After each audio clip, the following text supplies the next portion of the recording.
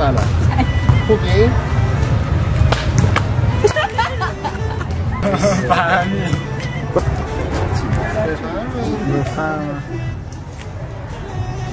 چند لحظه میتونیم یه گپ و گفتی داشته باشیم؟ هیچ جا پخشش نمیکنه. قول میدم تو آرشیو خودمون و اینستاگرام باشه. یه مصاحبه با هم بریم. تا بخاطر مرسی.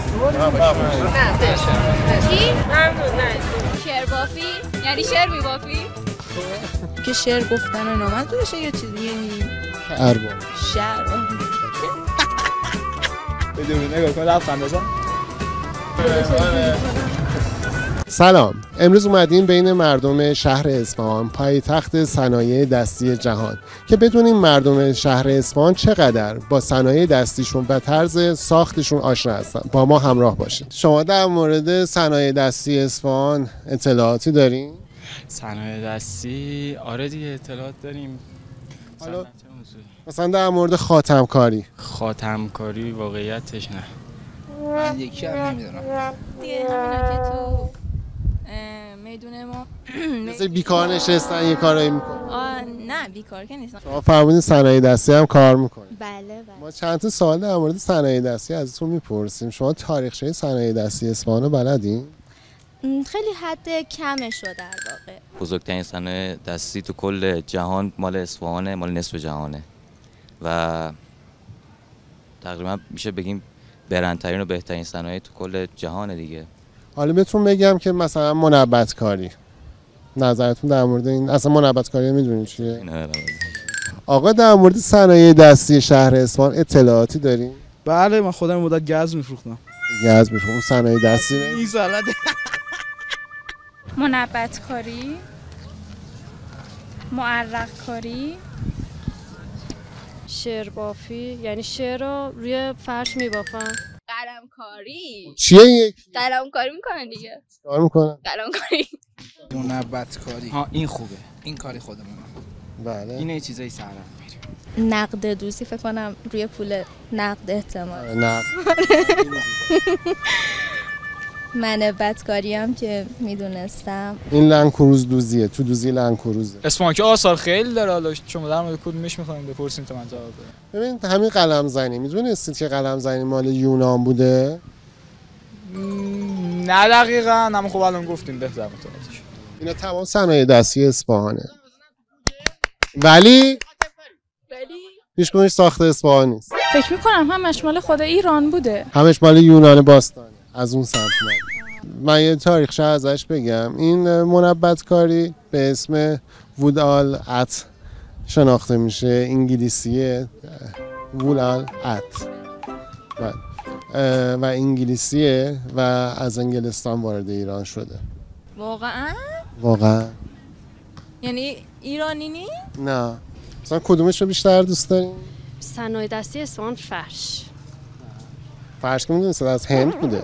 از هند بوده. تقلبیه. پس چیز اصلی که اینجا ما داریم چی یاده؟ هیچ. هنر ایرانی و این چیزا. شما چند تاشو نام ببر؟ خب من که همینا رو فکر کنم ایرانیه.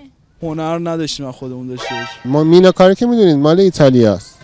نمیدونستم البته. گیوه بافی. گیوه یه نوع پوشش مال پای، مثلا بیشتر لورا دارن. گیوه مثلا پا شبیه کفش میمونه. از چین اومده. از چین اومده؟ زری بافی دیگه فکر کنم مال خود ایران باشه. مال سوئیسه. سوئیسه؟ معرق کاری هم فکر می‌کردم ایرانیه. مال عراق. ببین حالا حس چیه این که ما فهمیدیم که همش مال غربه؟ خوبی ندارم حقیقت. حالا ما ایرانی انقدر کپی کاریم چی؟ بدون اسم این کپی کاری باشه. قرار نیست ما اختراعش کرده باشیم، ولی همین که این هنر توی قلمروی ایران اینقدر پیشرفت کرده. کپی کاری هم به نظر من هنر میخواد. حالا نمیگید ما کپی کاریم؟ ما رو دست چینی‌ها رو زدیم.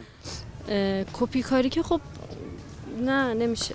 درسته که مال یونانه، خیلی چیزا هست مال باقی کشورهاست. برای همین هم هست که به اصفهان میگن نصف جهان. چرا؟ چون نصف جهان جمع شده تو اصفهان. یعنی شما اگه بخوای اصفهان بگردی، معادل با اینه که نصف جهان بگردی. اما مهم اینه که قلم زنی مال یونان بوده، الان تو اصفهان روش پیدا کردن. همه به نام ایران اصفهان میشناسن. الان که دونستید ما هیچی نداریم و این فیکه چی؟ الان نظرتون چیه نسبت به این موضوع؟ فیکه؟ تقلبی دروغه دیگه. حاجی دروغ نیست، من دیدم خیلی صنایع دستی داره اصفهان. مال کشور خودمون بود خیلی بهتر بود. الان بگم همش مال ایران بوده و شهر اصفهان نزدیک به حالا چندین سال متوالی به اسم پایتخت صنایع دستی جهان شناخته شده. چی؟ دیگه نمیدونم. خیلی اطلاعات عمومیتون کافی و بالا بود. تمام اینا مال اصفهان بود. اصفهان نزدیک به 200 تا از صنایع دستی جهان داره. بله. که 1/3 صنایع دستی جهان شامل میشه. ممنون که وقتتون رو به ما دادید. ممنون از اطلاعات درستتون که به من دادید. حالا یه چیز دیگه بهتون بگم، این که بگیم بخش اول حرفای من همش دروغ بود. چی؟ میدونید من واقعا آدم زود باوریم، ولی خیلی یعنی همه اینا ایرانی بود. درست؟ بله. الان که دونستین مال خودمونه نظرتون چیه؟